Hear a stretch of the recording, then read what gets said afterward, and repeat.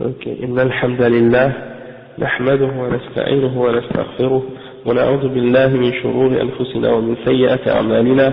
من يهده الله فلا مضل له ومن يضلل فلا هادي له، وأشهد أن لا إله إلا الله وحده لا شريك له، وأشهد أن محمدا عبده ورسوله. يا أيها الذين آمنوا اتقوا الله حق تقاته ولا تموتن إلا وأنتم مسلمون.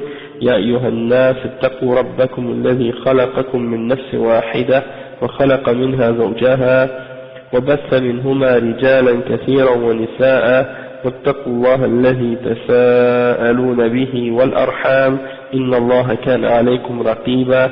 يا أيها الذين آمنوا اتقوا الله وقولوا قولا سديدا يصلح لكم أعمالكم ويغفر لكم ذنوبكم، ومن يطع الله ورسوله فقد فاز فوزا عظيما.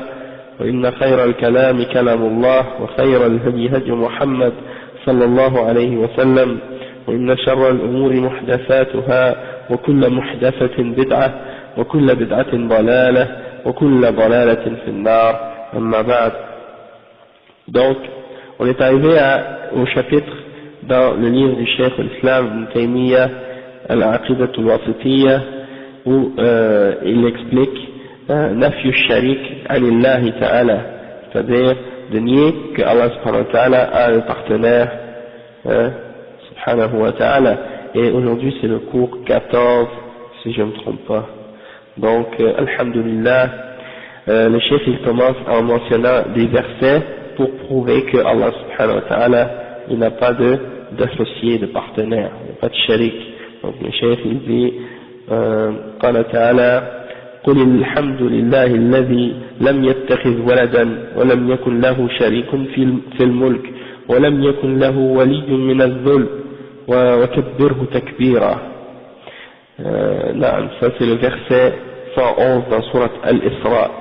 Et donc ça veut dire, dis louange à Allah, celui qui n'a pas pris de fils et qui n'a pas de partenaire dans son royaume, et celui qui n'a pas d'allié comme protecteur dans l'humiliation, c'est-à-dire il n'a pas d'allié à cause d'une faiblesse. Wa alaykum salam wa rahmatullahi wa barakatuh. Wa kabbirhu takbira, c'est-à-dire proclame hautement sa grandeur. Yusabbihu, après il mentionne une autre ayah qui dit Yusabbihu lillahi ma fi samawati wa ma fi al-ard lahu al-mulku wa lahu al-hamd wa huwa ala kulli shay'in qadir. Tout ce qui est dans les cieux et sur la terre glorifie Allah subhanahu wa ta'ala. C'est à lui qu'appartient le royaume ou le royaume des cieux et de la terre, et c'est à lui qu'appartient la louange, et c'est lui qui a le pouvoir sur toute chose. Wa huwa ala kulli shay'in qadir. Ça c'est dans Surat Taghabun, le premier verset. Ensuite, le Cheikh il mentionne une autre ayah qui dit Tabaraka alladhi nazzala al-furqana ala abdihi liyakuna lil'alamina nadhira alladhi lahu mulku as-samawati wal-ard wa lam yattakhidh waladan wa lam yakun lahu sharikun fil mulk wa khalaqa kulla shay'in faqaddarahu taqdira. Ça c'est le verset 1 et 2 dans Al-Furqan, c'est les deux premiers versets. Après, il mentionne une autre ayah, cette ayah, qu'est-ce qu'elle signifie? Ça signifie que béni soit celui qui a fait descendre Al-Furqan. Al-Furqan c'est un des noms du Coran, et c'est-à-dire que c'est le livre qui distingue entre le mensonge et la vérité, entre le vrai et le faux. Al-Furqan.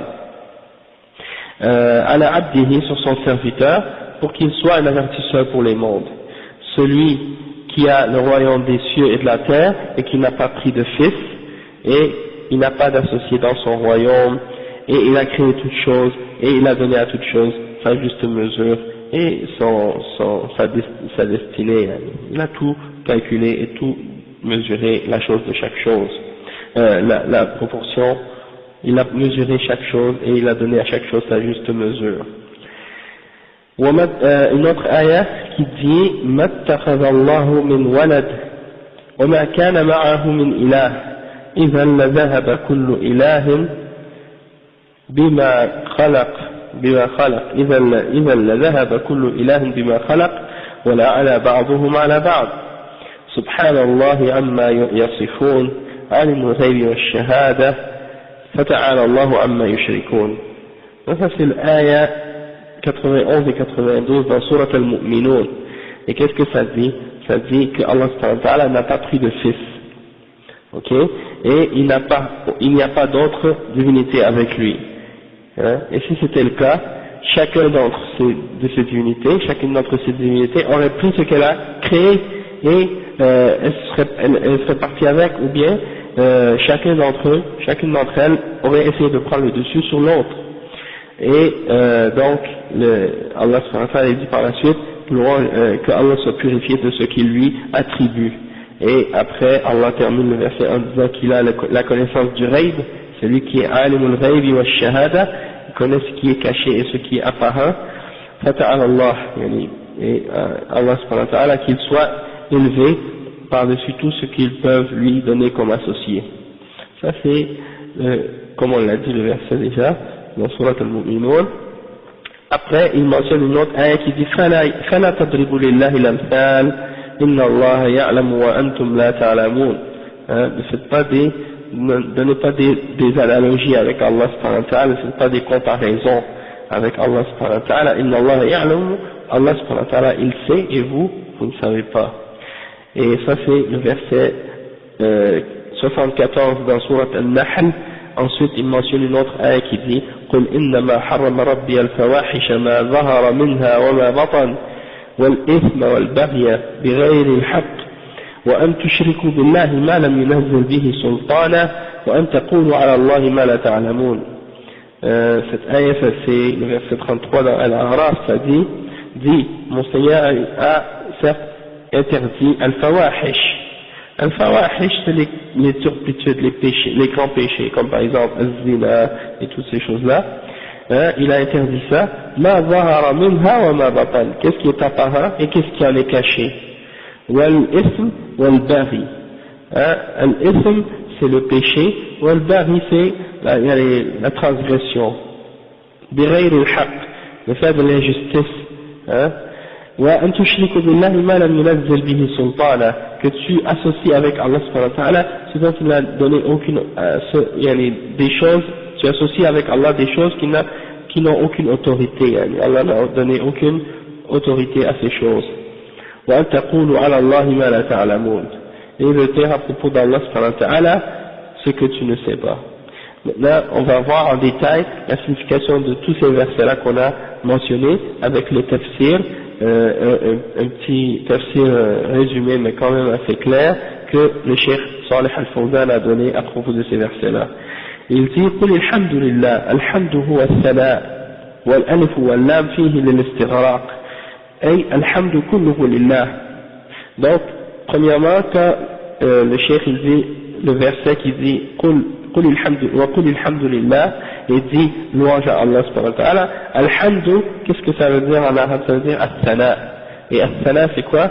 C'est de mentionner toutes choses de bien à propos de toutes les bonnes qualités qu'une personne possède, toutes les qualités que la personne possède.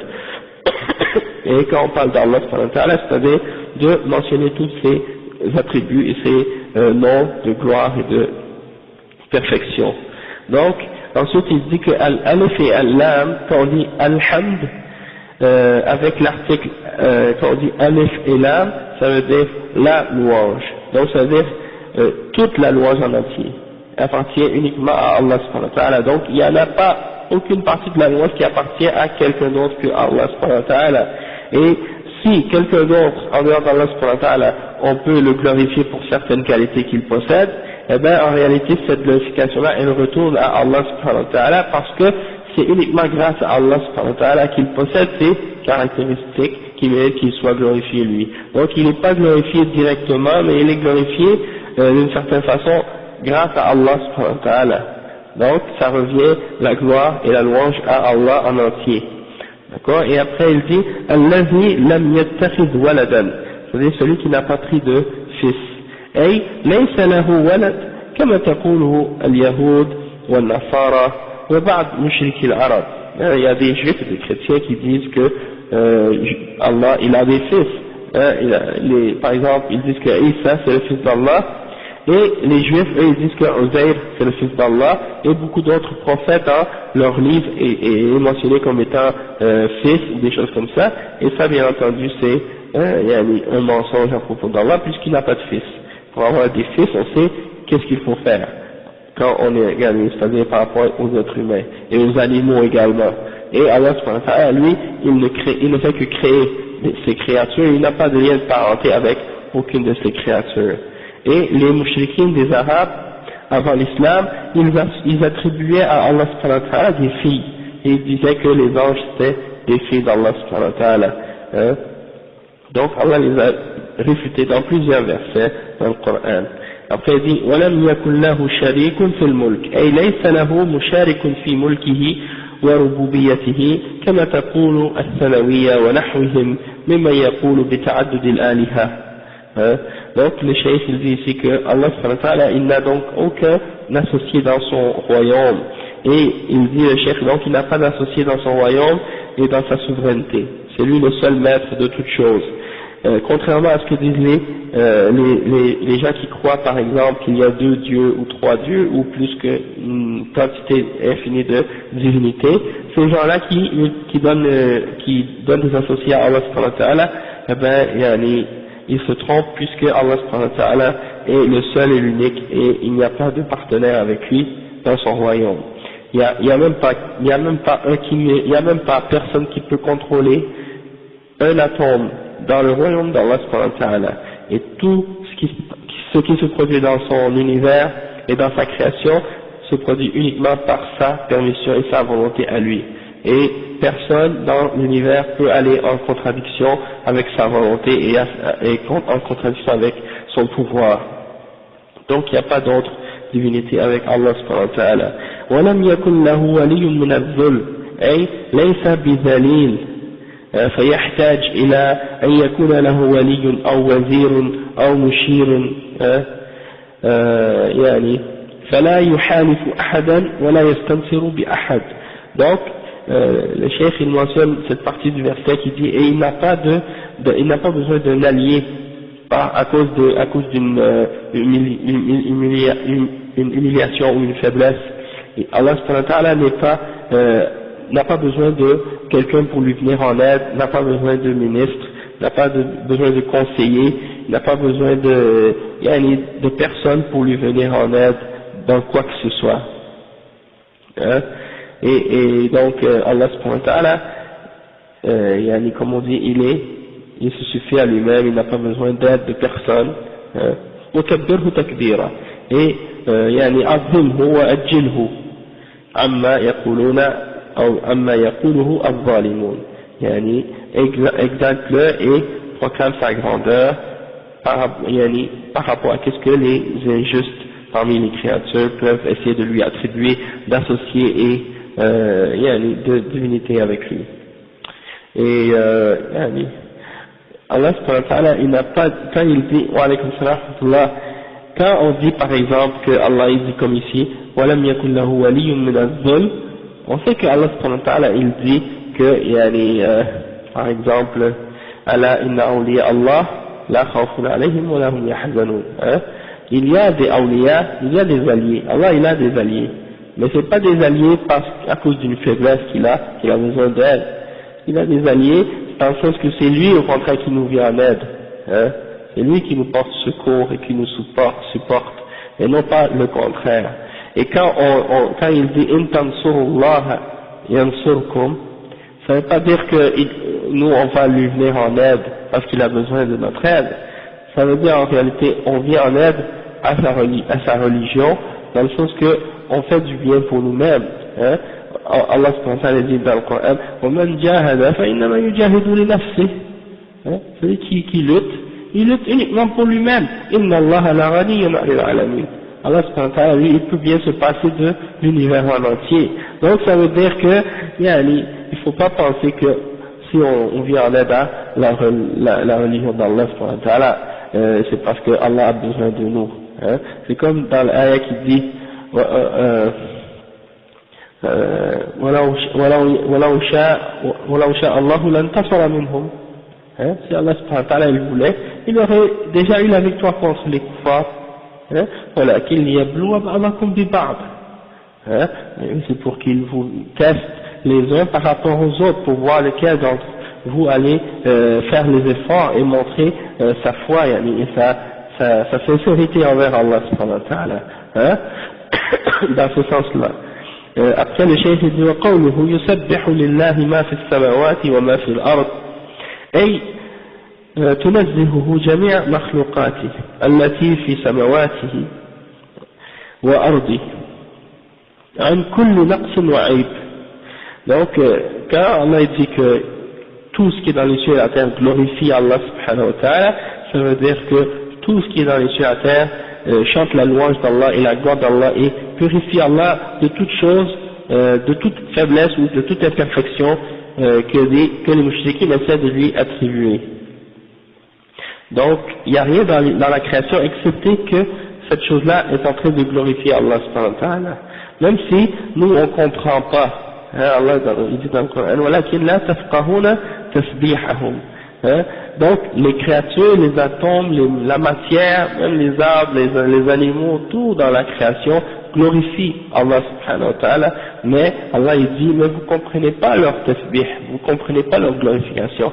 Ils ont chacun leur façon de glorifier Allah, et même si nous on comprend pas, eh ben il faut savoir que il n'y a rien dans l'univers excepté qui glorifie les louanges d'Allah subhanahu wa ta'ala.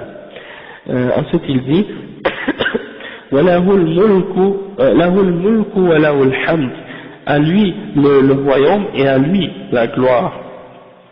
يختصان به ليس لغيره منهما شيء وما كان لعباده من الملكية فهو من عطائه.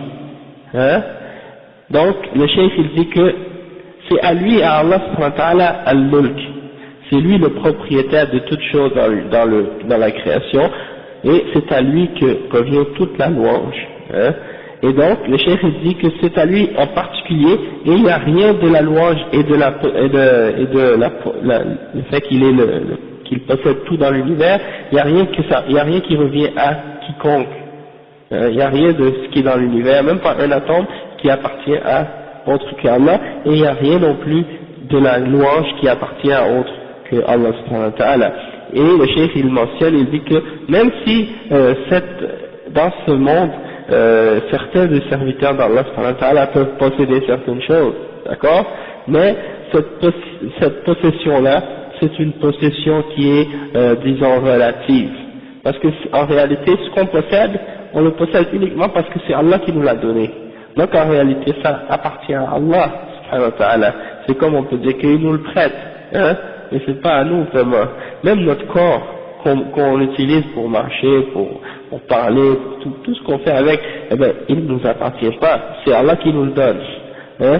Donc on ne peut pas l'utiliser excepté comme Allah nous demande de l'utiliser, hein. Donc tout ce qu'on a, notre maison, notre voiture, tout ce qu'on possède dans cette création, ça appartient tout à Allah subhanahu wa ta'ala. Et après le cheikh il dit wa huwa ala kulli shay'in qadir, c'est-à-dire il y a rien qui est impossible ou difficile pour lui, il y a rien qui est difficile pour lui, il y a rien qui est trop difficile pour lui qu'il n'est pas capable de faire. Allah subhanahu wa ta'ala a le pouvoir sur toute chose. Après il dit tabaraka, qu'est-ce que ça veut dire tabaraka? Ça veut dire فعل ماضي مأخوذ من البركة وهي النمى والزيادة المستقرة الثابتة الدائمة، وهذه اللفظة لا تستعمل إلا لله سبحانه وتعالى ولا تستعمل إلا بلفظ الماضي. Donc le chef dit tabaraka, ça vient du verbe, c'est un verbe passé qui signifie qui est extrait de la bénédiction, al-baraka. Et qu'est-ce que ça veut dire? Ça veut dire l'augmentation et la croissance. Et c'est quelque chose une augmentation qui demeure toujours, qui continue toujours à augmenter. Hein? Et donc, il dit que ce terme-là, on peut uniquement l'utiliser pour Allah subhanahu wa ta'ala. D'accord? Dans le sens que, on peut juste dire ça pour Allah. Tabarak alladhi, comme il dit ici, tabarak, que soit béni celui qui a fait descendre Al-Furqan. Et donc, Al-Baraka, c'est uniquement Allah subhanahu wa ta'ala qui peut la donner. Personne d'autre en dehors d'Allah subhanahu wa ta'ala. Pas comme certaines personnes qui ont l'impression, qui croient que, en touchant certains objets, ils peuvent avoir une baraka. Sans preuve. Hein. S'ils vont dans une mosquée ou dans un endroit où, par exemple, la mosquée du prophète sallallahu alayhi wa sallam, ils vont toucher au mur, ils vont toucher aux portes, ils touchent au mambar, ils pensent qu'ils peuvent avoir une baraka en touchant à ces choses-là. Alors que la source de baraka, c'est Allah, c'est uniquement Allah qui donne al-baraka. Donc de chercher le baraka de ces choses-là, c'est pas correct, hein, et ça rentre même dans le shirk. Et التبرك بآثار النبي صلى الله عليه وسلم, par exemple de prendre la baraka des restes par exemple s'il y a un cheveu du prophète sallallahu alayhi wa sallam ou sa salive ou des choses comme ça, les sahaba ils faisaient ça, mais actuellement quelqu'un ne peut pas prétendre qu'il possède quelque chose de ces athars, hein, donc on ne peut pas utiliser ces exemples-là, comme par exemple certains soufis qui cherchent la baraka dans les choses de leur shuyukh, hein, ils vont garder peut-être des cheveux de leur cheikh, ou bien la canne de leur cheikh, ou des choses comme ça, et ils pensent que en la touchant ou en l'ayant, ça va avoir une baraka. Donc ça c'est batil. Ensuite le cheikh il dit, c'est ça. Et on l'utilise uniquement dans le verbe passé également il dit. Après il dit الذي نزل الفرقان أي القرآن سمي فرقانا لأنه يفرق بين الحق والباطل. Comme j'ai dit, Al-Furqan, on appelle le Coran Al-Furqan parce que c'est la distinction entre la vérité et le mensonge. Ala abdihi, il a fait descendre ce Coran sur son serviteur, yani Muhammad sallallahu alayhi wa sallam. وهذه صفة مدح وثناء لأنه أضافه إليه إضافة تشريف وتكريم في مقام إنزال القرآن عليه. Donc quand Allah subhanahu wa ta'ala dit il a fait descendre sur son abd, sur son serviteur, sur son esclave, et bien quand Allah subhanahu wa ta'ala appelle le prophète Mohammed sallallahu alayhi wa sallam par le nom esclave, c'est un terme de noblesse et de glorification en réalité, et ce n'est pas une insulte en réalité, parce que d'être un serviteur d'Allah subhanahu wa ta'ala, c'est une des plus grandes honneurs qu'on peut avoir, hein. Tandis que quand quelqu'un appelle un autre être humain esclave, hein, c'est comme s'il essaie de le rabaisser, c'est comme s'il essaie de l'humilier. Tandis que quand Allah subhanahu wa ta'ala a nommé quelqu'un comme le prophète sallallahu alayhi wa sallam par le mot esclave, et qu'il l'a mentionné dans le contexte où on parle de la révélation du Coran sur lui, et bien dans ce contexte-là, c'est une glorification pour le prophète sallallahu alayhi wa sallam. Après il dit liyakuna lil alamina nadhira, pour qu'il soit un avertisseur pour les mondes. Et ça comprend quoi? Ça comprend al-jinn, al-ins ou al-jinn, les hommes et les djinns, hein, parce que le prophète Mohammed sallallahu alayhi wa sallam, il est venu pour les hommes et pour les djinns, pas seulement pour les êtres humains. D'accord? Il dit وهذا من خصوصيته, ça c'est une de ses particularités, parce que contrairement aux autres messagers avant qui venaient seulement pour leur peuple, le prophète Mohammed sallallahu alayhi wa sallam est venu pour tous les êtres humains et tous les peuples en entier, pas juste un par rapport à d'autres. Et les kuffars souvent ils essaient de limiter le fait que le prophète sallallahu alayhi wa sallam est venu pour le monde entier en disant par exemple ça c'est la religion des Arabes, l'islam c'est la religion des Arabes. Comme ça, quand les gens entendent ça, ils disent c'est pas pour nous, alors on n'a pas besoin de devenir musulman parce que c'est pour les Arabes l'islam. Hein? Et ça c'est une façon de détourner les gens d'accepter l'islam. Hein? Parce qu'en réalité, si on regarde dans le monde entier, la plupart des musulmans sont des non-arabes, la majorité. Hein? Donc, alhamdulillah, le message de l'islam, c'est un message pour toute l'humanité, sans distinction entre les peuples ou les couleurs ou les langues, peu importe. Les gens peuvent accepter l'islam et ils doivent accepter l'islam. Après le cheikh il dit نذيرا أي منذرا مأخوذ من الإنذار وهو الإعلام بأسباب المخافة, comme on a expliqué hier. النذير l'avertisseur c'est quoi? On le prend de al-inzar, et al-inzar ça veut dire quoi? Ça veut dire de faire une annonce, annoncer quelque chose. Et c'est annoncer quelque chose à cause d'une cause de quelque chose qui fait peur, un avertissement. Et le cheikh il dit وقوله ليكون تعليل لإنزال الفرقان عليه أي ليخصه بالرسالة العامة c'est-à-dire c'est ça ليكون للعالمين نذيرا pour qu'il soit un avertisseur. Il a fait descendre le Coran pour qu'il soit avertisseur. Ok, après il dit ثم وصف نفسه سبحانه بأربع صفات الأولى قوله الذي له ملك السماوات والأرض ولم يتخذ ولدا. Donc on va commencer par la première. Ici, dans ce verset-là, Allah par la suite il s'est décrit par 4 attributs. La première attribut, il dit que c'est lui le maître, ou c'est à lui qu'appartiennent les cieux et la terre. Ça c'est la première chose qu'il a mentionnée.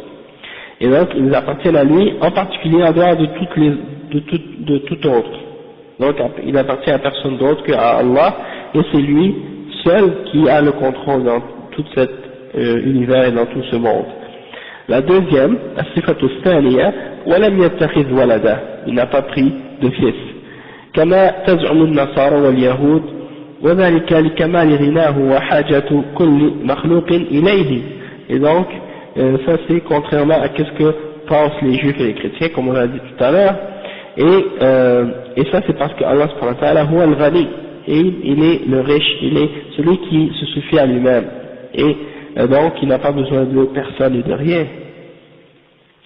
D'accord? Et ensuite il dit وَالصِّفَةُ الثَّالِثَةُ وَلَمْ يَكُنْ لَهُ شَرِيكٌ فِي الْمُلْكِ. La troisième caractéristique, c'est qu'il n'a pas de partenaire dans son royaume. وفيه رد على طوائف المشركين من الوثنية والثانوية وغيرهم. Et donc il n'a pas de partenaire dans son royaume. Hein? Il n'a pas de partenaire dans son royaume, contrairement aux mushrikin et aux déistes et aux dualistes, on l'appelle, polythéistes. Après il dit que la quatrième caractéristique, la quatrième chose qu'Allah s'est donné comme description dans ce verset-là, c'est qu'il est le créateur de toutes choses.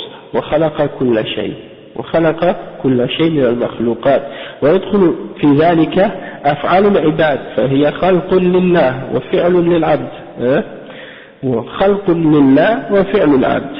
Ça c'est une chose qui est importante à comprendre. Le chef il dit donc qu'il a créé toutes choses parmi les créatures, et parmi les choses qu'il a créées, il a créé nos actions, les actions qu'on fait, qu'elles soient bonnes ou mauvaises, c'est lui qui les a créées. Sauf que l'action c'est notre action, c'est nous qu'on le fait, mais c'est Allah qui l'a créé. Et il y a une distinction entre le fait que Allah a créé et entre le fait de faire l'action. D'accord? Et c'est facile à comprendre si on donne l'exemple du fait que Allah a créé l'action de manger, l'action de dormir, l'action de de toutes les actions qu'on peut faire. Mais lui, Allah subhanahu wa ta'ala, il ne dort pas et il ne mange pas. Mais il a créé ces actions-là. Donc, il y en a déjà, parmi les gens de Bid'a, ils ne font pas la distinction entre ces deux choses-là. Ils ne font pas la distinction entre la création de l'action et entre le fait de faire l'action. Et donc, à cause de ça, ils attribuent à Allah subhanahu wa ta'ala toutes les actions qu'on peut faire. Ils ne font pas de distinction entre les deux, et puis également ils peuvent même essayer de dire que en réalité c'est pas nous-mêmes qui faisons ce que nous faisons, c'est Allah qui le fait en réalité. Et ça c'est les Jabriya, les Jahmiya parmi les Jabriya parmi les Jahmiya. Ou bien disons même que ce sont Al-Jabriya et que les Jahmiya sont des Jabriya. C'est des gens qui nient que l'être humain a une volonté, et ils nient que l'être humain a une capacité ou une force de faire qu'est-ce qu'il veut faire. Tandis que Ahl Sunnah wal Jama'a, on affirme que la créature elle a une volonté, mais elle est limitée. Et l'être humain, il a également une capacité, mais elle est toujours limitée par la volonté et le pouvoir d'Allah subhanahu wa ta'ala. D'accord? Tandis que, il y a l'autre extrême, l'extrême des Qadariya, et eux, qu'est-ce qu'ils disent? Ils disent que l'être humain, c'est lui qui crée lui-même ses actions. Hein? Il décide qu'est-ce qu'il fait, et il n'y a pas de prédestination. D'accord? Donc, on peut imposer quelque chose et faire quelque chose qui va contraire à la volonté d'Allah. Donc ça c'est bâtil.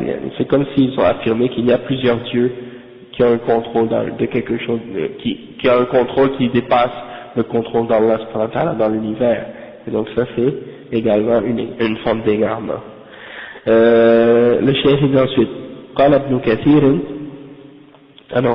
avant ça, le cheikh il dit, فقدره تقديرا أي قدر كل شيء مما خلق من الآجال والأرزاق والسعادة والشقاوة وهيها كل شيء لما يصلح له. Donc le cheikh dit que قدره تقديرا, il a fait créer toute chose dans une mesure, c'est-à-dire qu'il a créé toute chose, il a prédestiné toute chose qu'il a créée. C'est-à-dire il a prédestiné que chaque chose allait avoir une limite de temps, une durée de temps, et qu'elle allait avoir un terme, et qu'elle allait avoir sa subsistance. Chaque être humain, Allah a prédestiné sa subsistance pour lui. Et est-ce qu'il sera heureux ou est-ce qu'il sera malheureux?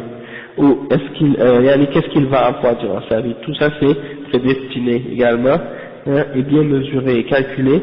Et donc, Allah subhanahu wa ta'ala, il a tout préparé, toute chose qui doit nous arriver, etc.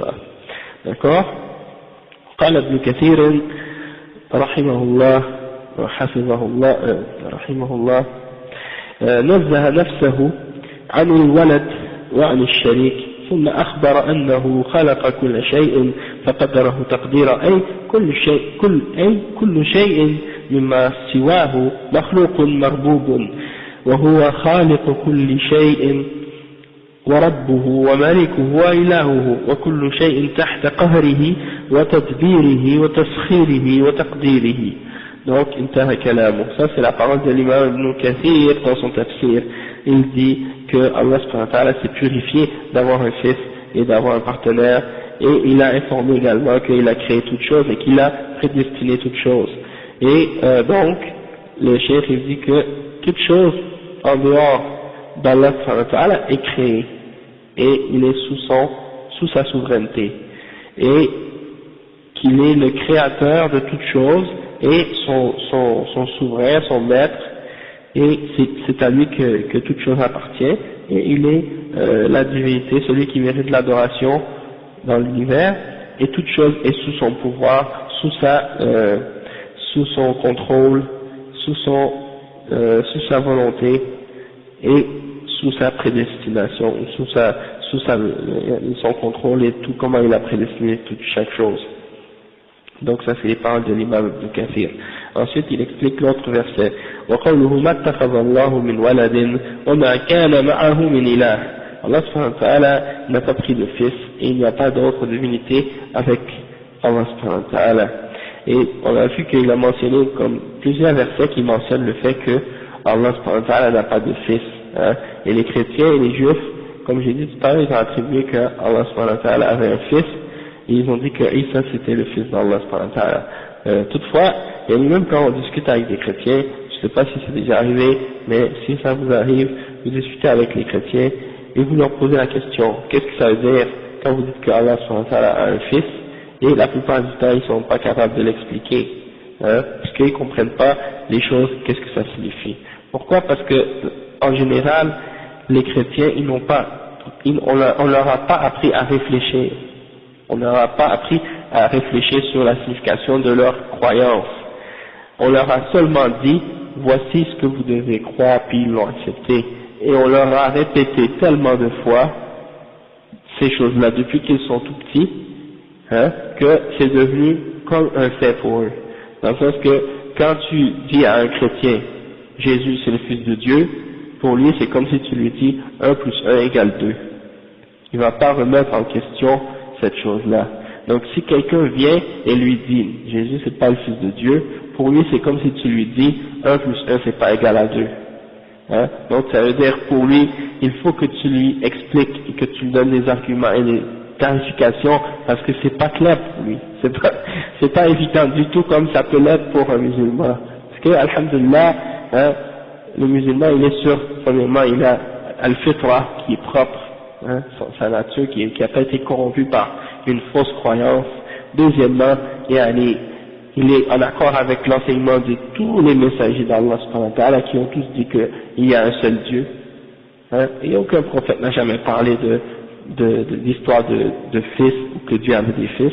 Donc, quand tu peux leur parler et tu peux leur expliquer, et si tu leur dis c'est quoi, qu'est-ce que ça veut dire fils de Dieu, et là tu vas voir que souvent ils savent pas l'expliquer, et ils ne peuvent pas comprendre non plus qu'est-ce que ça veut dire. Et si tu leur demandes, est-ce que tu crois que quand tu dis que Allah a un fils, qu'il a une femme, avec qui il a eu un enfant, et là la plupart du temps, quand tu leur dis ça comme ça, ils vont nier, c'est-à-dire ils vont dire non, c'est pas ça qu'on veut dire, hein, on veut pas dire ça. Donc c'est pour ça que je dis que leur conception de leur croyance est pas tellement claire pour eux-mêmes, ils n'ont jamais pris le temps d'y penser réellement. Et si tu retournes même à leur livre, il y a beaucoup de preuves dans leur livre même, dans les textes même, qui montrent qu'en réalité cette notion-là de dire, quand ils disent que Dieu a un fils et des choses comme ça, c'est pas établi, hein, c'est pas établi solidement. Donc c'est possible de leur faire comprendre avec des arguments logiques que Allah subhanahu wa ta'ala n'a pas de fils, hein, parce qu'eux ils s'imaginent une autre raison pourquoi Isa était le fils de Dieu selon eux, c'est parce qu'il n'avait pas de père, ok? Il n'avait pas de père, donc s'il n'avait pas de père, c'était qui son père? Pour eux, automatiquement c'est Dieu, hein? Ils réfléchissent pas plus que ça. Alors que Allah subhanahu wa ta'ala, il est capable de créer, il y a 10 comme Jésus, sans père ni mère, hein? Il est capable de tout faire. Mais eux ils comprennent pas. Et Allah il donne justement l'exemple dans le Coran à propos d'Adam, alayhi salam, il dit inna mathala Isa inda Allah kamathali Adam. Hein? L'exemple de Isa, de Jésus, par rapport à Allah, c'est comme l'exemple d'Adam. Il a créé de la terre et il a dit soit et il fut. Hein? Donc ça veut dire que Allah subhanahu wa ta'ala, il a créé Isa dans le ventre d'une femme, il a dit soit et il fut. C'est tout. Il n'y a pas rien d'autre de compliqué, il n'y a pas de lien de parenté entre Allah et Isa et aucun autre de ses créatures dans la création. Il a créé Isa comme il peut créer la lune, comme il peut créer le ciel, comme il peut créer toute autre créature. Donc il n'y a pas de lien de parenté entre Allah et sa création. Et également, donc ça c'est une de leurs plus grandes shubha à ce sujet-là. Donc si vous leur expliquez déjà le fait que, comment Allah a créé Isa, et comment l'exemple de Adam avec Isa, si vous leur expliquez ça comme il faut, hein, c'est un argument logique qu'Allah nous donne dans le Coran pour débattre avec eux, et bien si vous leur expliquez ça, ils sont capables de comprendre. Et ça dépend de leur niveau de, comment ils ont été, comme on dit, programmés à accepter leurs croyances déviées, mais selon leur niveau de fitra qu'ils ont, eh ben, ça dépend d'une personne à l'autre. Il y en a qui vont accepter tout de suite, il y en a qui vont comprendre tout de suite. Il y en a,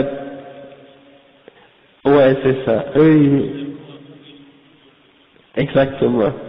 Eux, ils vont accepter. Mais il y en a d'autres, il faut travailler plus. Il faut plus de patience. Il faut prendre plus de temps pour essayer de leur faire comprendre et expliquer. Donc il faut avoir des exemples à leur donner, tout ça.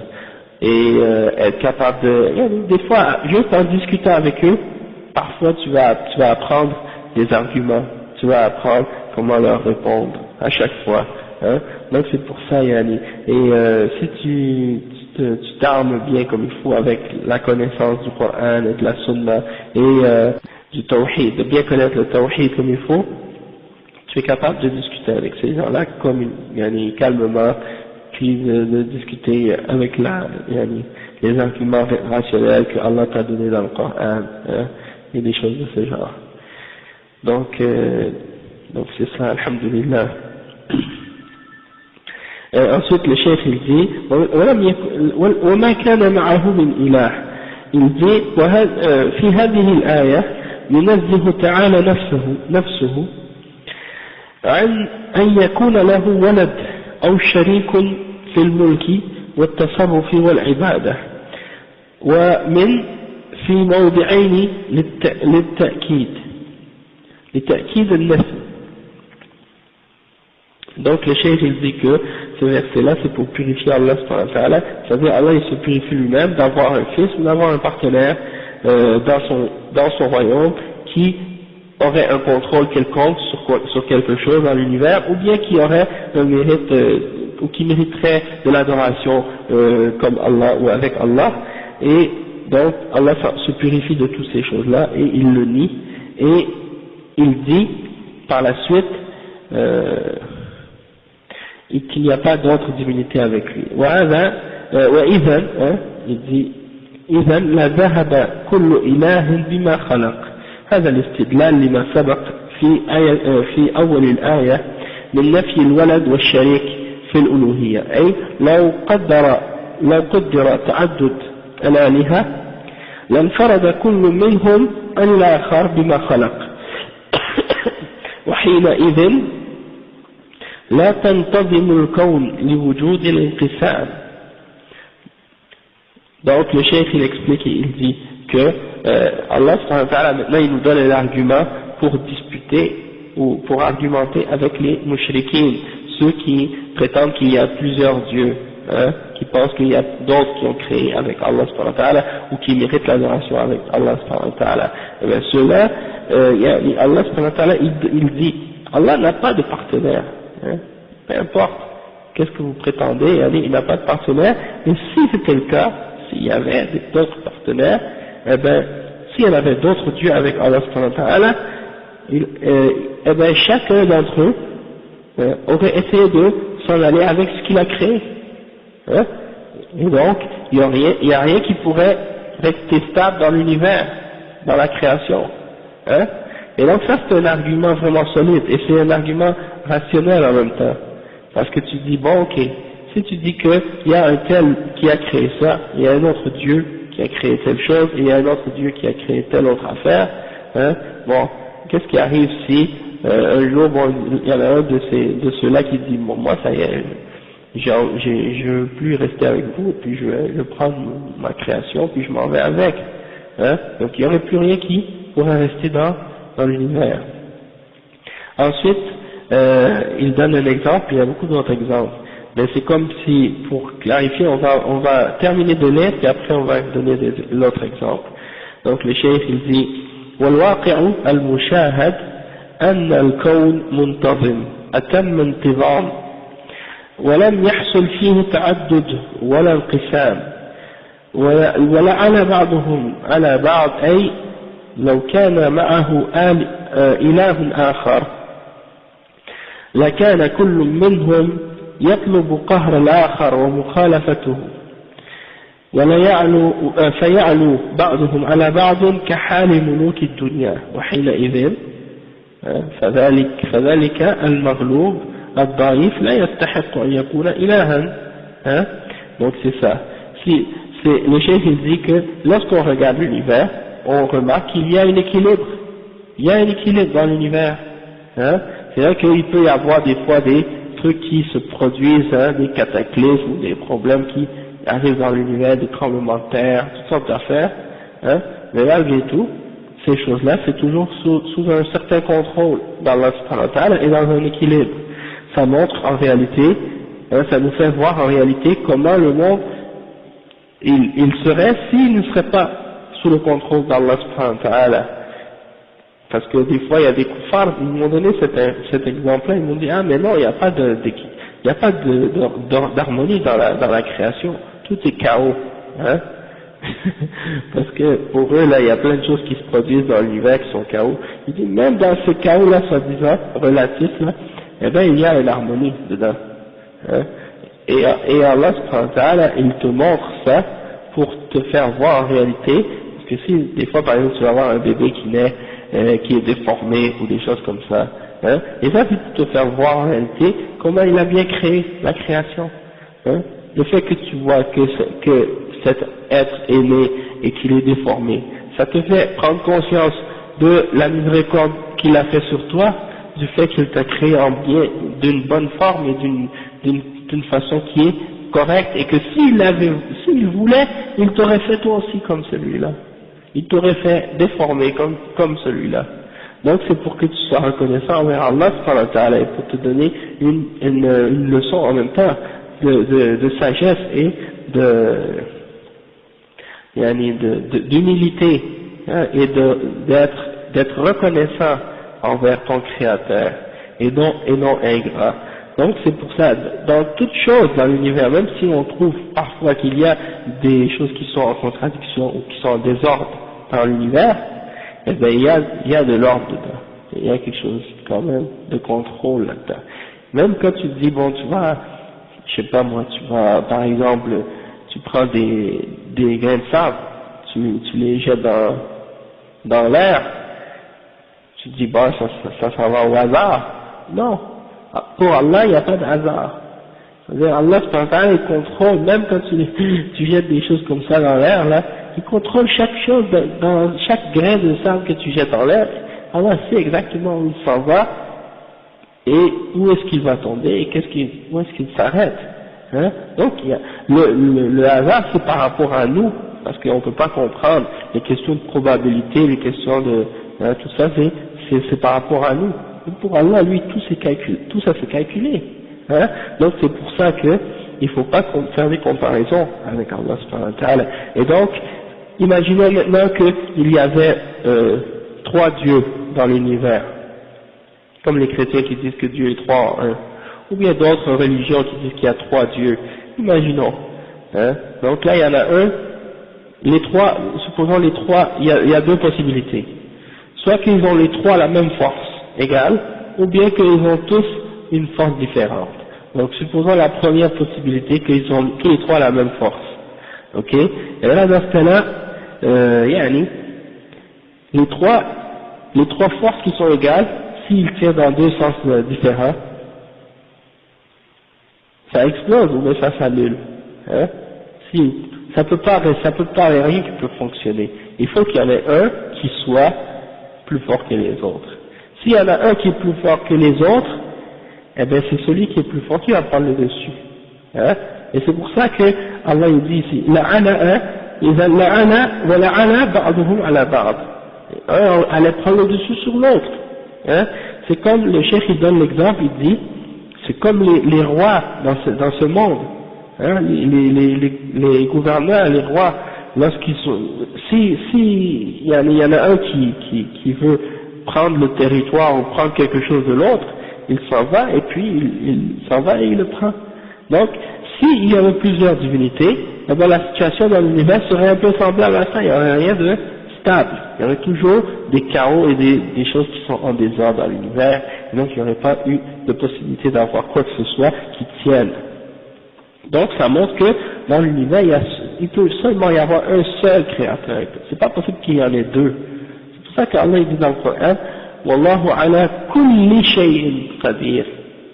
Il a dit qu'il est qadir, ala ba'd l'ashya. C'est pas qu'il a le pouvoir sur quelques petites affaires ou certaines choses. Wa alaykum salam wa rahmatullahi wa barakatuh. Non, il a le pouvoir sur toute chose. Et donc, s'il a le pouvoir sur toute chose, est-ce qu'il reste quelque chose pour que quelqu'un d'autre que lui puisse avoir le contrôle dessus? Non. Les chrétiens, Allah musta'an, moi je sais, j'ai grandi dans le christianisme, je peux vous dire que dans les questions de religion, ils ne comprennent rien. Ok? Des gens là, dans la religion, pour eux, si tu leur parles de leur religion, des fois, c'est comme si tu leur parles de chinois. Wallahi subhanallah, c'est très difficile pour eux de comprendre les Québécois, surtout les Québécois, les chrétiens québécois. Parce que, premièrement, ils n'ont jamais étudié la religion, en général, et deuxièmement, on leur a donné une mauvaise compréhension, même quand on leur a enseigné la religion, on leur a enseigné la religion d'une façon fausse complètement. déjà que leur croyance est fausse, mais en plus on leur a mal enseigné. Donc eux, l'idée qu'ils ont dans la tête, c'est que il y a plusieurs dieux, et chaque religion a un dieu qui est vrai. Et donc Bouddha c'est un dieu, et pour eux Allah c'est un autre dieu, et Jésus c'est un autre dieu, hein. Donc pour eux il y a tous ces dieux là qui existent, et puis là ils sont en train de se demander mais c'est lequel qui est le vrai, hein. Et ils comprennent pas qu'en réalité il peut pas, déjà en partant il peut pas y avoir plus qu'un, ça vient pas à leur esprit que c'est une contradiction, que c'est impossible qu'il y ait plus qu'un seul créateur, un seul maître de l'univers. Quoi, est-ce que dans chaque religion il y a un maître de l'univers? Pour chaque religion il y a un maître de tout l'univers, hein? Donc eux c'est ça leur conception. Je vous dis, ces gens-là ils pensent comme ça. C'est ça souvent c'est ça la notion que ces gens-là ont à propos de la religion. Et moi je me souviens même avant d'être musulman, parfois j'étais comme tout le monde, avant d'avoir appris, je savais pas, donc ça m'a pris beaucoup de temps avant de comprendre que Bouddha c'est un être humain, et que Jésus c'est pas un dieu, c'est un prophète, un être humain, mais c'est pas Dieu, hein. Donc pour savoir que par exemple les divinités des hindous, les divinités que les hindous adorent, c'était des êtres humains, hein. Et donc c'est pour ça que quand tu dis bon ça c'est des êtres humains à qui on a attribué des attributs divins, on a donné à ces êtres humains-là des qualités divines, et puis donc on les a élevés et on les a adorés, alors qu'en réalité c'est des êtres humains, ils sont créés comme toi et moi, ils mangent, ils dorment, ils vont aux toilettes comme tout le monde. Donc comment ils pourraient être des dieux? Déjà eux, la civilisation occidentale, ils retournent toujours vers la civilisation grecque. Et là, la civilisation grecque, il y a les notions de, un peu comme les hindous, qu'il y avait des dieux dans le ciel, puis que ces dieux-là, ils se battaient entre eux, puis il y avait les dieux sur la terre, et ils faisaient des enfants avec des femmes sur la terre, donc il y avait des demi-dieux sur la terre également, et donc, c'est pour ça que ces gens ils avaient ces notions-là, hein, Zeus, les dieux de l'Olympe, tout ça, puis ils faisaient des enfants avec des femmes ici sur terre, ils se reproduisaient, même des femmes des fois qui pouvaient avoir des déesses, qui avaient des enfants avec des hommes de la terre, hein, et donc il y avait des demi-dieux, comme par exemple Hercule, des affaires comme ça fait partie de leur mythologie là, et chez les Égyptiens alors c'est donc toutes sortes de mythologies comme ça, donc c'est qu'ils attribuent à Dieu, ils donnent à Dieu des caractéristiques humaines, puis ils donnent aux humains des caractéristiques divines, et donc c'est là que vient la confusion dans la compréhension de ce qui est Dieu, ce qui est Allah subhanahu wa ta'ala. Et donc ils n'arrivent plus à distinguer entre le créateur et la créature, et puis là ils commencent à tomber dans l'idolâtrie, dans le shirk, parce qu'ils adorent autre que Allah subhanahu wa ta'ala, hein, à cause de ces raisons-là. Et donc, par la suite, il y a eu les Romains qui ont hérité des divinités grecques, ils leur ont donné des nouveaux noms, mais c'est resté quand même les mêmes divinités. Jupiter, puis tous ces autres trucs-là, hein, ils les représentaient par des statues, puis ils leur voient des cultes, et des religions, puis tout ça, hein. Subhanallah. Donc, c'est pour dire, je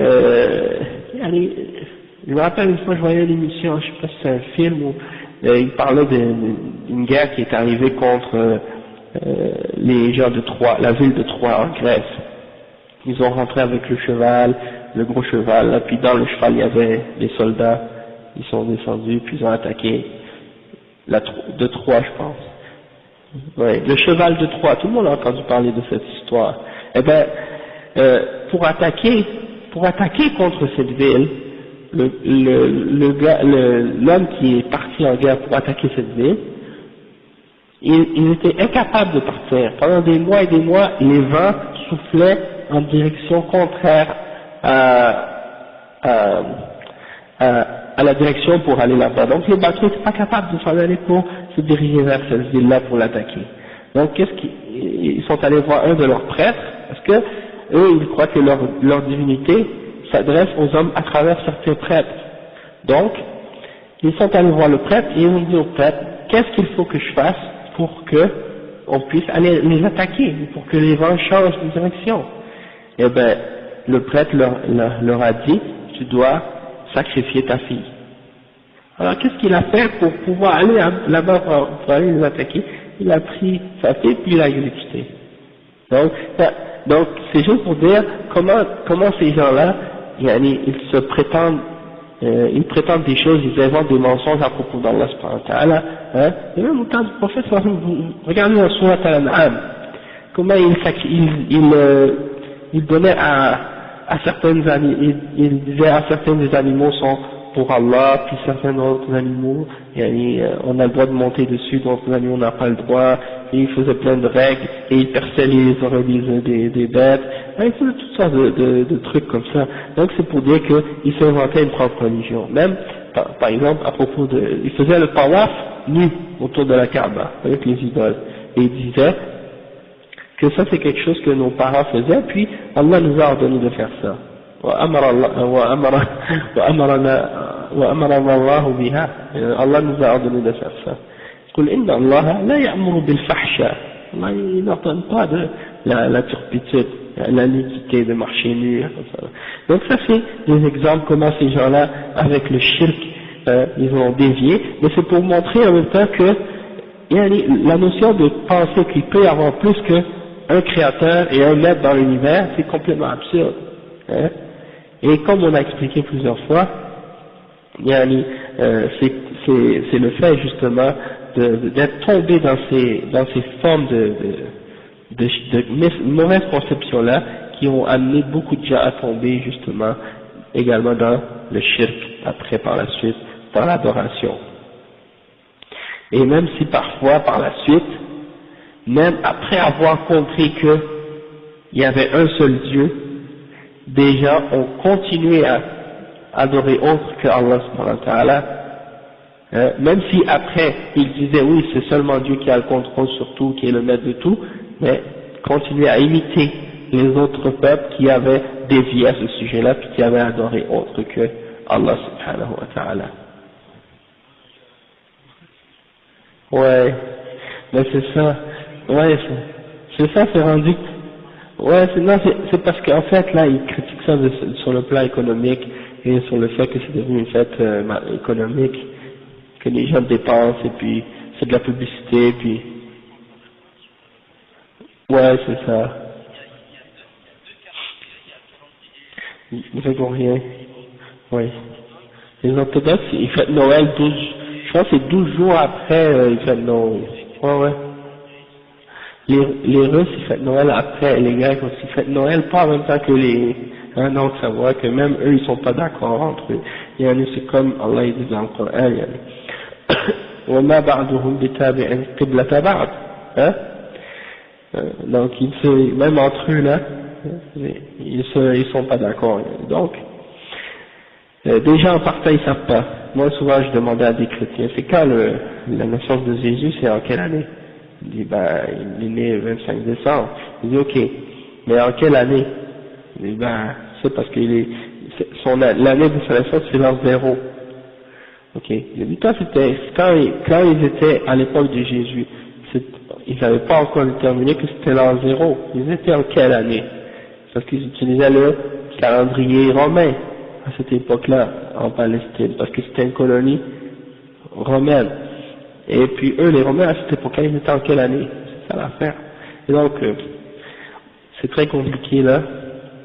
Allah musta'an. Et de toute façon, Jésus, la même chose que nous quand on veut réfuter les gens qui ont fait la bid'a de la fête du prophète Mohammed sallallahu alayhi wa sallam. La même chose. Tu leur dis, est-ce que Jésus, dans la Bible, il a dit, fêtez ma fête? Est-ce qu'il l'a fait lui-même? Est-ce qu'il a demandé à ses compagnons de le faire? Est-ce qu'il a dit aux gens après ma mort faites ça? Jamais. Et les premiers chrétiens ne faisaient pas ça. C'est venu bien longtemps après. Hein? Donc c'est pour dire que même dans la religion des chrétiens, c'est une bid'a. Hein? Et c'est ça qui a dévié les chrétiens, c'est les innovations, c'est les bid'a. Et les juifs aussi, c'est les bid'a qui les a fait dévier. Hein? Ils ont changé la religion de leur prophète. Et là, les musulmans maintenant, ils tombent encore dans les bid'a en suivant l'exemple des juifs et des chrétiens. Hein? Et c'est ça qui est dangereux. Il y en a qui comprennent pas ça, Allah. Donc après le cheikh il dit وإذا تقرر بطلان المشارك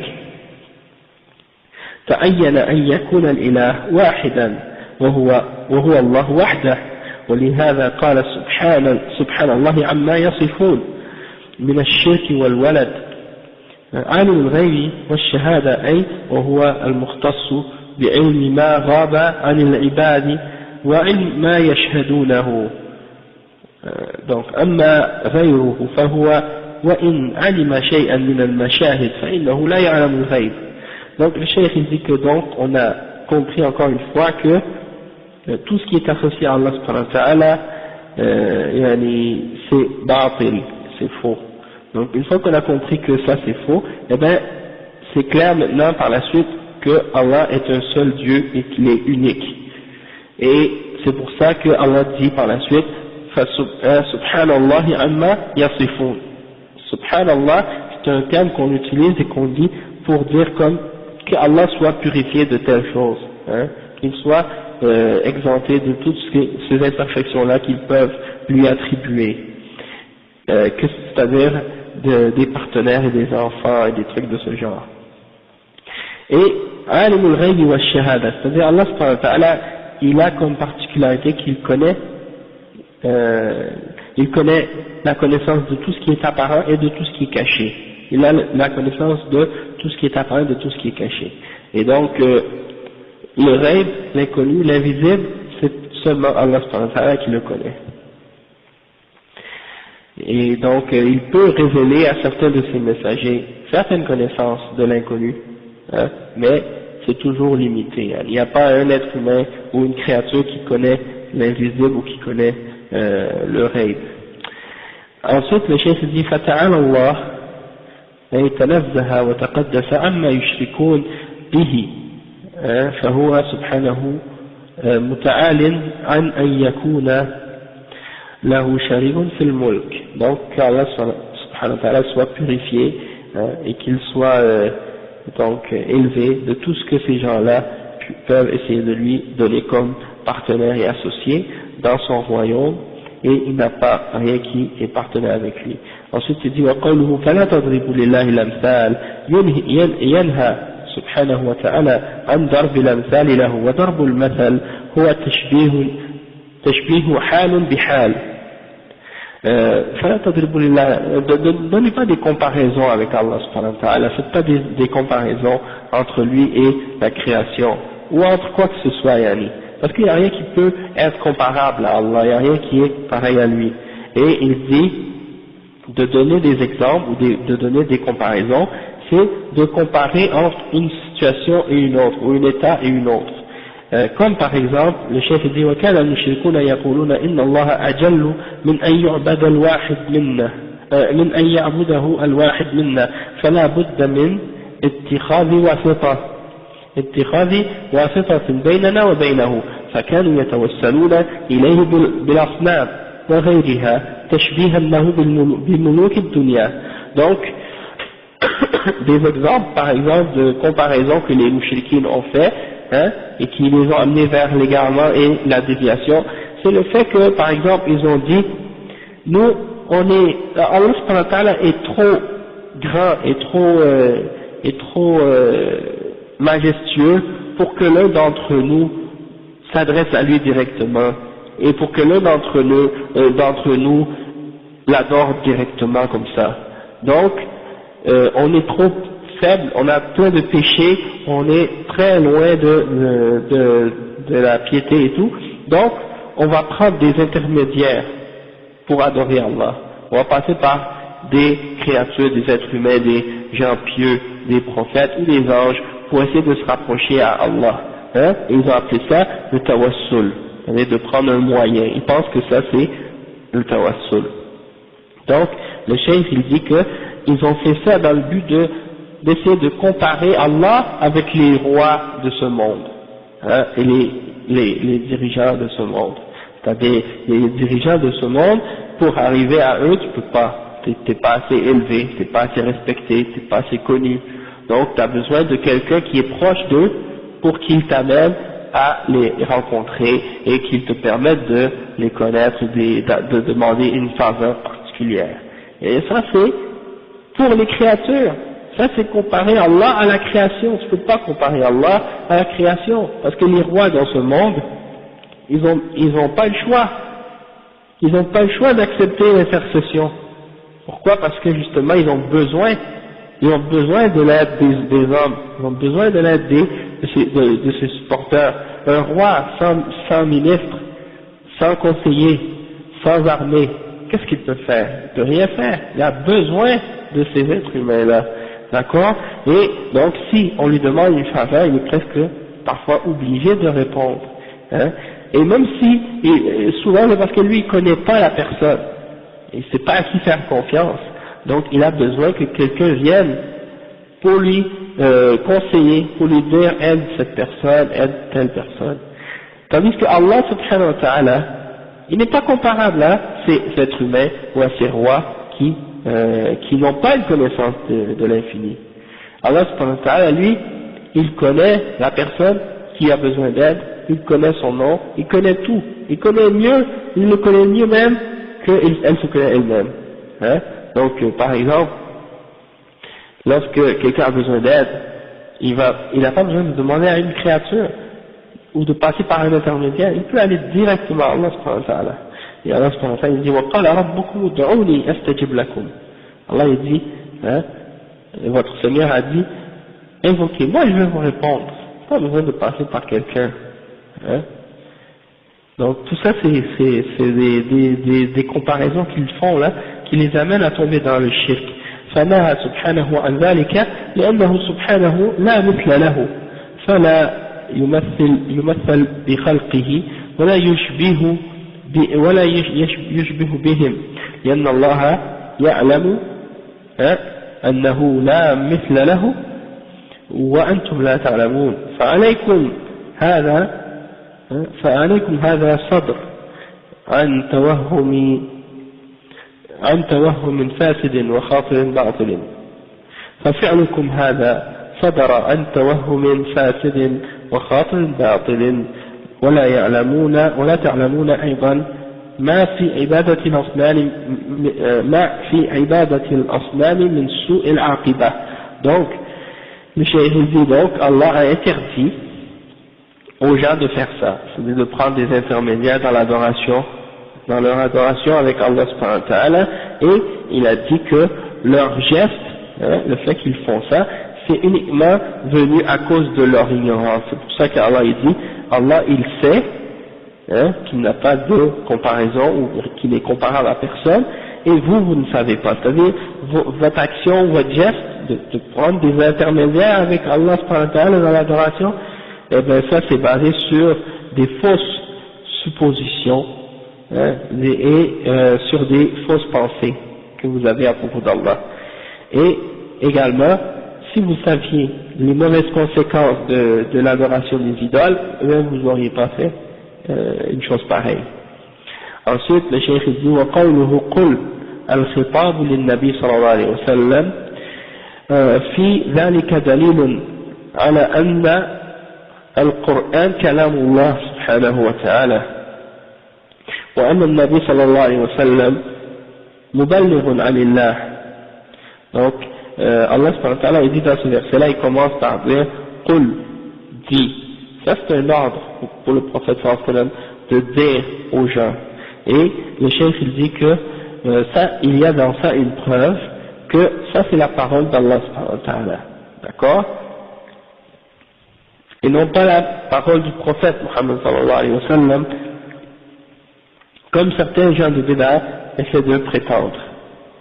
Prétendre que le Coran c'est pas la parole d'Allah subhanahu wa ta'ala, c'est la parole du prophète. Donc ça c'est batil. Et le cheikh il dit, et la question de la parole, on va y revenir parce que ça s'en vient bientôt, Inch'Allah. Donc on va en parler de tout ce qui a rapport avec l'attribut de la parole pour Allah subhanahu wa ta'ala.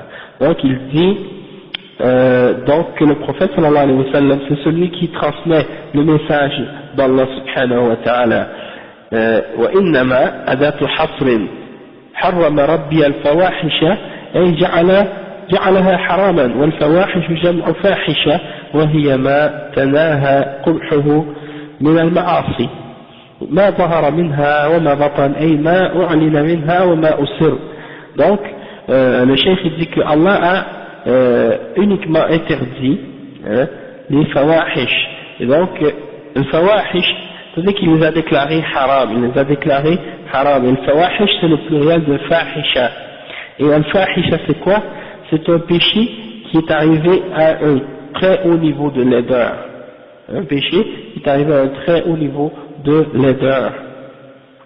Et ma zahara minha wa ma batan, c'est-à-dire qu'il soit fait ouvertement ou caché. Dans les sociétés actuelles, il y a toutes sortes de fawahish, surtout en Occident ici, qui sont faites ouvertement et cachées. Et quand des fois tu parles avec des gens dans la société ici, tu leur dis c'est vraiment la société est vraiment de plus en plus, elle se dégrade.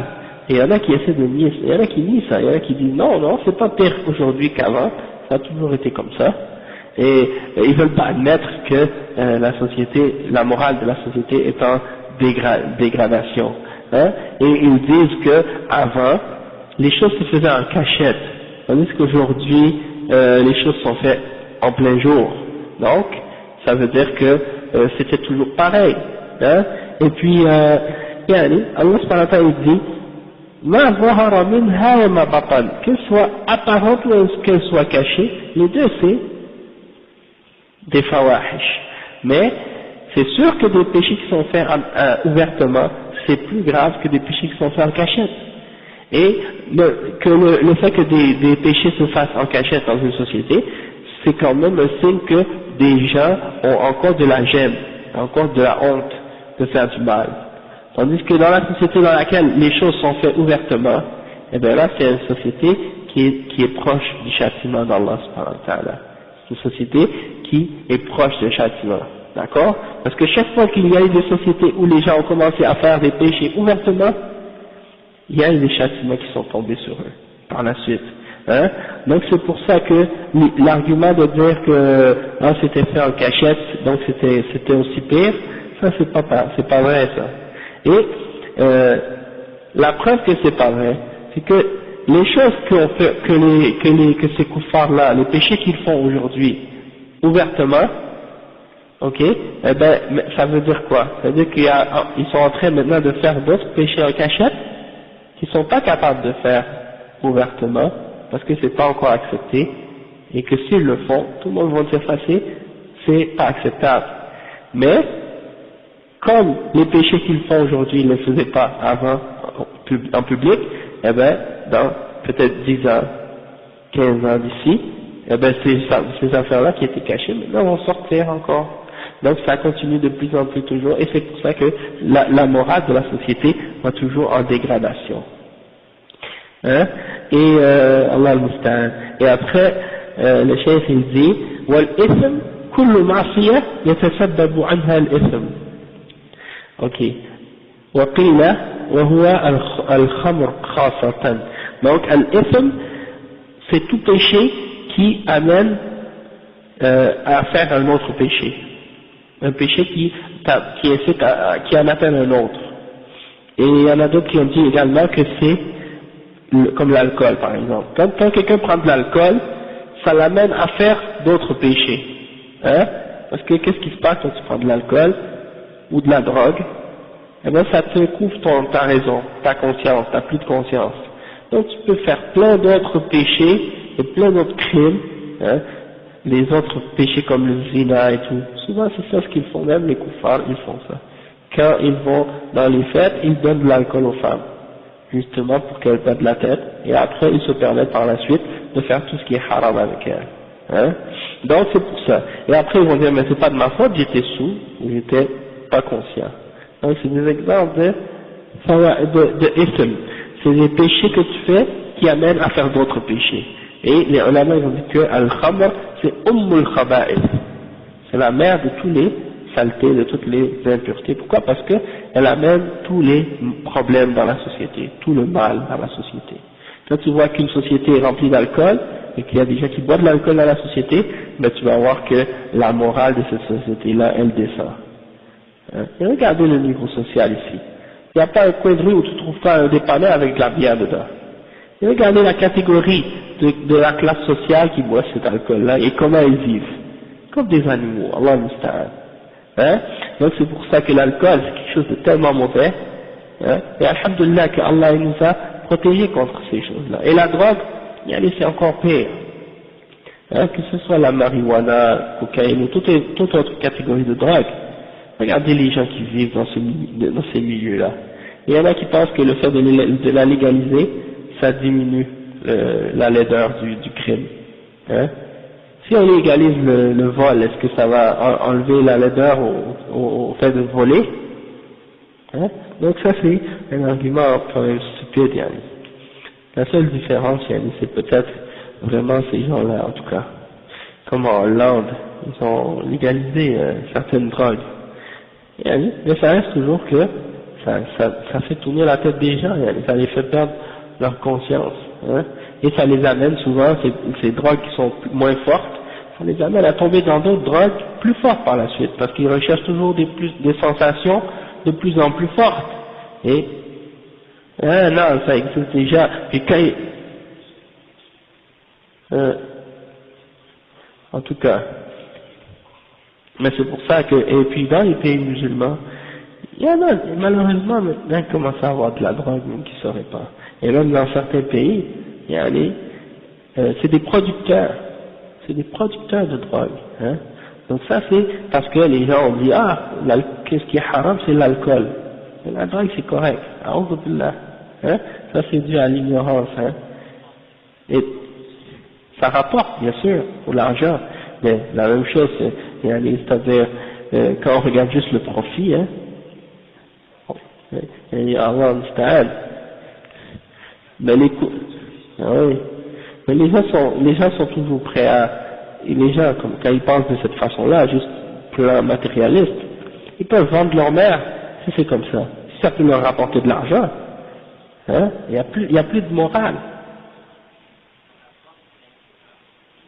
Ça rapporte pas, exactement. Tout le profit qu'ils gagnent, ils le perdent à la fin. Exactement. Dans les maladies, les hôpitaux, les conséquences négatives qui sont amenées à cause de ces péchés-là. Et allez, hein, comme on dit, comme Allah dit, walakin akthar an-nas la ya'qilun, ils ne réfléchissent pas, yani. Donc, après, qu'est-ce qu'il dit le cheikh? Wal baghi bi ghayri al-haqq. Wal baghi bi ghayri al-haqq. Qu'est-ce que ça veut dire? Ay al-dhulm al-mujawiz lil-hadd wa al-ta'addi ala an-nas. C'est ça, al-baghi. Al-baghi, c'est de faire de l'injustice, de la transgression. Ok? Et de dépasser la limite et de transgresser contre les gens. وأن تشركوا بالله ما لم ينزل به سلطانه.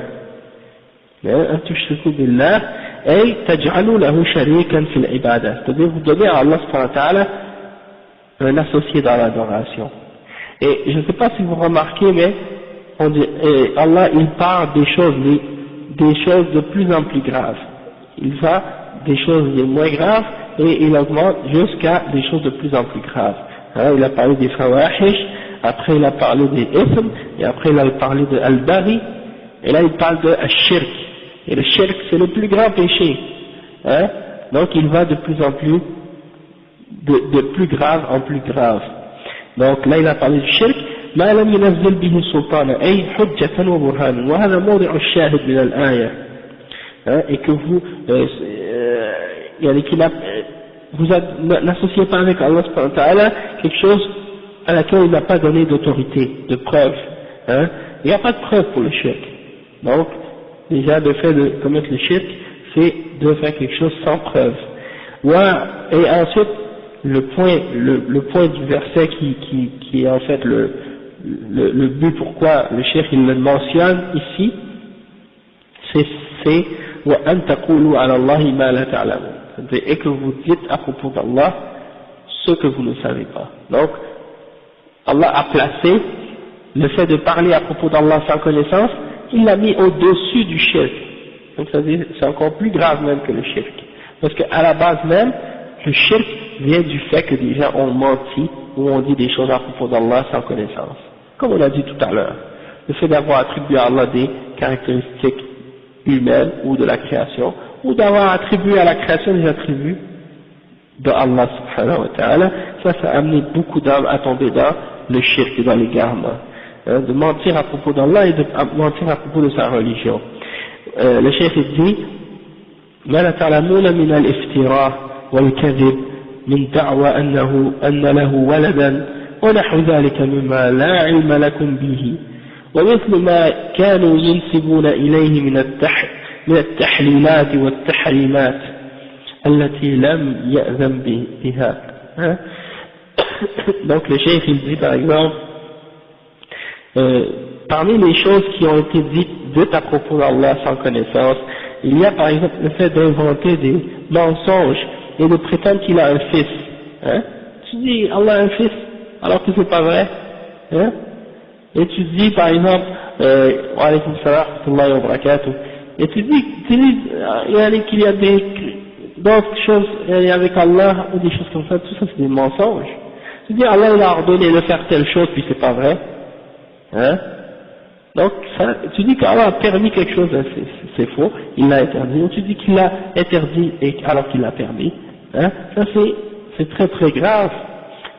Et ça c'est une des pires choses. Et en fait, ici qu'est-ce qu'on peut même dire, c'est que les gens qui parlent à propos d'Allah sans connaissance parmi les musulmans, c'est-à-dire ceux qui ont inventé des choses fausses à propos d'Allah, soit qu'ils ont nié ses attributs, ils nient ses attributs, ils refusent de lui attribuer les attributs qu'il s'est attribués lui-même, ou bien qu'il lui donne des attributs qu'il ne s'est pas donnés. Donc ça fait que c'est des gens comme ça, que des gens tombent dans l'égarement à cause de ces gens-là. Ils mentent à propos d'Allah subhanahu wa ta'ala. Et ça, il y en a. Et ça c'est une chose, on dirait que parfois c'est quelque chose qui est difficile à accepter pour les musulmans. Pourquoi? Parce que ils ont l'impression que depuis qu'on dit je suis musulman, ça veut dire je suis honnête, je suis juste, je suis bien guidé, je suis sur le droit chemin. Et ça c'est à la base. Toutefois le prophète sallallahu alayhi wa sallam nous a averti qu'il y allait avoir des gens qui vont dévier. Il nous a averti qu'il y allait avoir des gens qui vont suivre les juifs et les chrétiens. La tattabi'unna sanana man kana qablakum, shibran bi shibran, zira'an bi zira'in. Vous allez suivre les juifs et les chrétiens pas à pas dans tout ce qu'ils font, vous allez vouloir le faire, même s'ils rentrent dans le trou de lézard. Vous allez vouloir les suivre là-dedans. Qui d'autre à part les juifs et les chrétiens? Il y en a d'autres versions aussi. Oui. Donc tu vois, c'est pour dire, ça c'est un exemple. Il y a d'autres hadiths aussi qui parlent des problèmes de la Ummah, puis des choses qui vont arriver vers la fin des temps, puis tout ça. Hein? Donc il faut rester conscient que c'est pas juste quelqu'un dit je suis musulman, ça y est, on prend tout qu'est-ce qu'il dit. Et quelqu'un dit il y a des choses fausses contre Allah et contre sa religion. Il y en a qui disent mais il faut réunir les gens, il faut la fraternité, tout ça, on est des frères, il faut pas se disputer ou se chicaner. Oui, c'est vrai, alhamdoulilah, on est des frères, il faut se réunir, il faut être unis, il faut être des frères, mais tant que les gens restent sur la vérité, et tant que les gens suivent la vérité, mais quand quelqu'un refuse de revenir à la vérité, puis qu'il commence à inventer des mensonges, puis à contredire le Coran et à contredire la Sunna, puis après il appelle les gens à ça, et puis après par la suite il dit on est des frères, restons unis, là il y a une contradiction là. Là il faut changer l'attitude et le comportement, il y a des choses, il y a des règles, hein, et c'est pour ça que le prophète sallallahu alayhi wa sallam nous a avertis par rapport à ces gens-là et à ces choses-là qui allaient arriver plus tard. Et le chef dit وَالشَّاهِدُ مِنَ الْآيَاتِ الْكَرِيمَةِ أن فيها نفي الشريك عن الله وإثبات تفرده بالكمال ونفي الولد والمثل عنه سبحانه وأن جميع مخلوقاته تنزهه عن ذلك وتقدسه كما أن فيها إقامة الحجة على بطلان الشرك وأنه مبني على جهل وخيال وأنه سبحانه لا مثل له ولا شبيه له والله أعلم Donc le cheikh il dit que tous ces versets-là qu'on a mentionnés maintenant, pourquoi on les a mentionnés? C'était pour montrer que Allah subhanahu wa ta'ala il n'a pas d'associé, il n'a pas de partenaire, hein, et qu'il est unique, il est le seul à posséder la perfection, et qu'il n'a pas de fils, qu'il n'a pas de pareil, Allah subhanahu wa ta'ala, et que toutes les créatures glorifient et purifient Allah subhanahu wa ta'ala de ces imperfections-là, et également il a établi la preuve de la fausseté du shirk dans plusieurs versets qu'on a mentionnés, et il a montré que le shirk est basé sur l'ignorance et sur l'imagination, les choses fausses, les illusions. Et également, il a montré que Allah subhanahu wa ta'ala, il n'a pas de pareil et il n'a pas de ressemblance. Wallahu a'lam. Donc ça vient terminer le chapitre au sujet de Ash-Sharik. Et donc, on a passé un bon bout de temps là-dessus aujourd'hui, alhamdulillah. Et la semaine prochaine, on va parler de l'attribut qui est Istiwa Allah ala arshi et al-ulu. Donc, le fait que Allah subhanahu wa ta'ala est élevé au-dessus de son trône et qu'il est au-dessus de toutes choses. Donc, on va expliquer ça, Inch'Allah, la semaine prochaine, dimanche prochain, bi'idhnillah. Donc, on va s'arrêter ici pour aujourd'hui. Subhanakallahumma wa bihamdik.